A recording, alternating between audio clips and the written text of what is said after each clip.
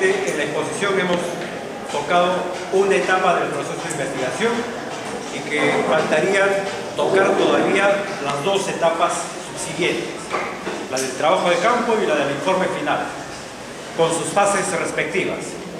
Pero creo que por una cuestión de tiempo no me va a alcanzar el realizar una exposición de todo ese contenido, y por una cuestión de mayor didáctica podríamos pasar más bien a las preguntas que ustedes puedan tener a partir de estas ideas que yo he lanzado en la primera parte. ¿De acuerdo? Y entonces terminaríamos la exposición con las preguntas que ustedes formularían respecto a la primera parte de la exposición. Preguntas entonces.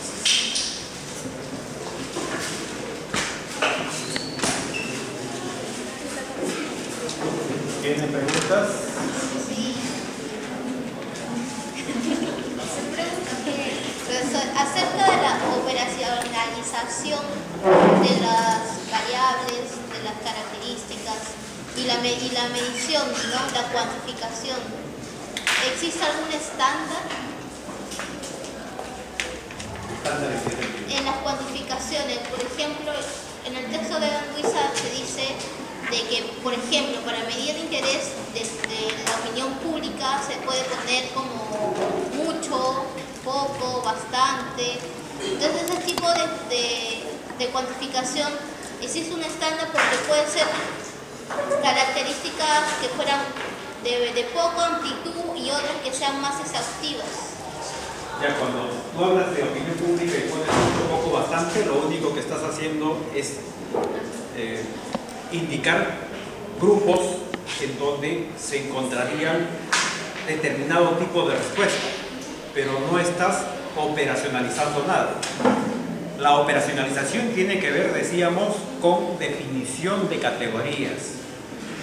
Si yo, por ejemplo, tengo una categoría como puede ser la categoría partido político, puedo darle una interpretación a la categoría partido político acorde a mi investigación, o podría recurrir a la definición que tienen otros especialistas sobre partidos políticos.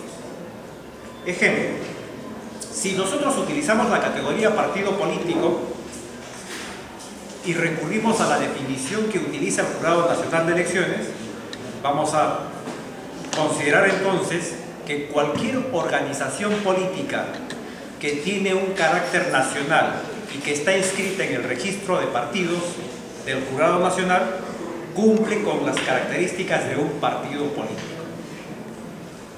Fácil.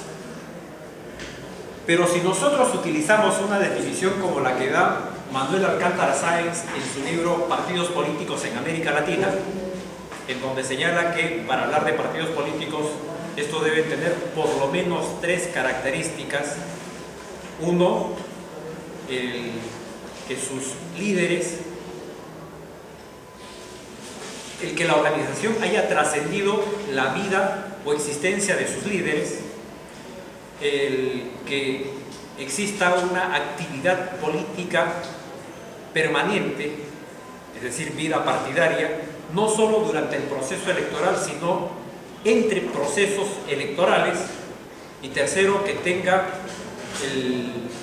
o que en algún momento haya llegado a convertirse en gobierno. Entonces, las organizaciones políticas que podríamos haber considerado desde la definición del Jurado Nacional de Elecciones no son las mismas que desde la definición de Manuel Alcántara Sáenz. Ese es el problema de las definiciones en las categorías que nosotros manejamos. ¿Qué tendríamos entonces que hacer nosotros si trabajamos un tema como partidos políticos? Decía que para operacionalizar debemos identificar sus características esenciales. ¿Cuáles son sus características esenciales? Uno, se trata de una organización cuya finalidad es básicamente hacerse del poder o mantenerse en el poder. Y ahí podemos diferenciar entonces quiénes pueden ser considerados partidos y quiénes pueden ser considerados grupos de presión. Segundo, la temporalidad. Es decir, no cualquier organización puede ser llamada partido político. Tiene que transcurrir cierto periodo de tiempo para poder hablar de un partido político. ¿Cómo ponemos el tiempo? 5 años, 10 años, 15 años. ¿Cuál será el tiempo que ponemos? Eso es arbitrario. Es decir, el investigador establece o determina el tiempo. Yo creo que para hablar de partido político, este debería tener una trascendencia en la vida política del país de por lo menos 3 gobiernos consecutivos. Eso significa que en un periodo de 15 años, si esa organización política se mantiene en un periodo de 15 años, entonces ya podemos estar frente a un partido político. Y tercero, la trascendencia a los fundadores del partido. ¿Por qué? Porque en el caso peruano y muchas veces en el caso latinoamericano, las organizaciones políticas no trascienden a sus fundadores de partido, por esta tendencia caudillista que existe.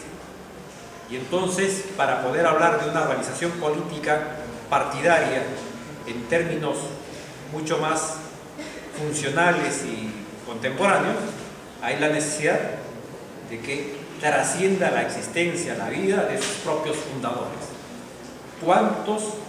¿Cuántas organizaciones políticas han logrado esto? Lo que tenemos entonces son un grupo determinado de organizaciones a las que podemos denominar partidos políticos. Lo importante en la investigación radica en que en el lapso de todo el proceso utilicemos esa misma definición cuando hablemos de esta organización partidaria. ¿Alguna otra pregunta?